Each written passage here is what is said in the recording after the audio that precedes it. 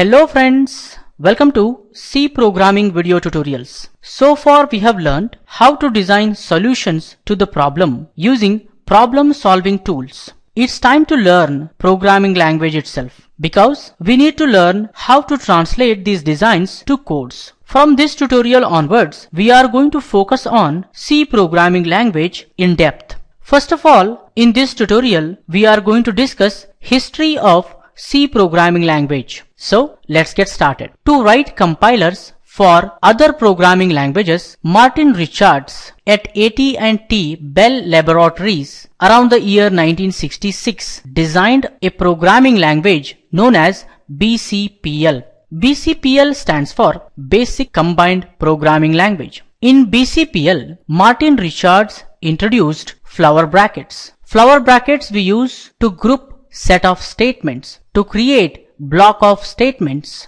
Before BCPL programming language, we were using begin, end, such keywords to indicate beginning of block of statements and to indicate end of block of statements. There were some limitations with respect to BCPL programming language codes. BCPL programming language codes used to follow two low-level coding style. That means they were quite similar to assembly-level language codes. BCPL is not suitable for developing large software applications because the codes written are clumsy, lengthy, not easily maintainable, not easily extendable. Hence, BCPL influenced to B programming language. To reincarnate BCPL language and write system programs, Ken Thompson at AT&T Bell Labs around the year 1969 designed B programming language. First character of the BCPL programming language is B, which is used to name this new programming language, that is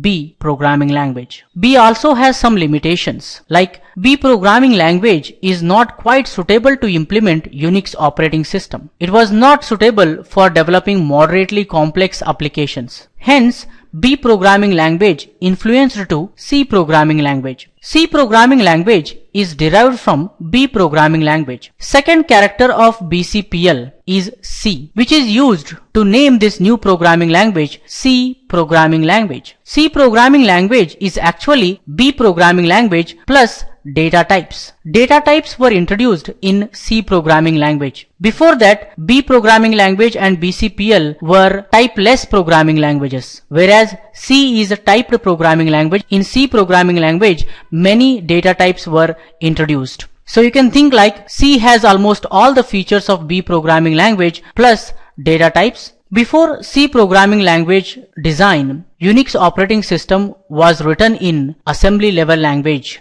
To re-implement Unix operating system, Mr. Dennis Ritchie at AT&T Bell Labs around the year 1972 designed C programming language. C programming language also has some limitations, like it is not suitable to represent real-world entities and it is not suitable to solve most of the real-world problems. Hence, C influenced to CPP, that stands for C++. CPP is derived from C programming language, you can say. CPP is actually C programming language plus object-oriented programming features. C with classes. CPP is actually C with classes. As C++ is just an increment of a C programming language, hence we write C++.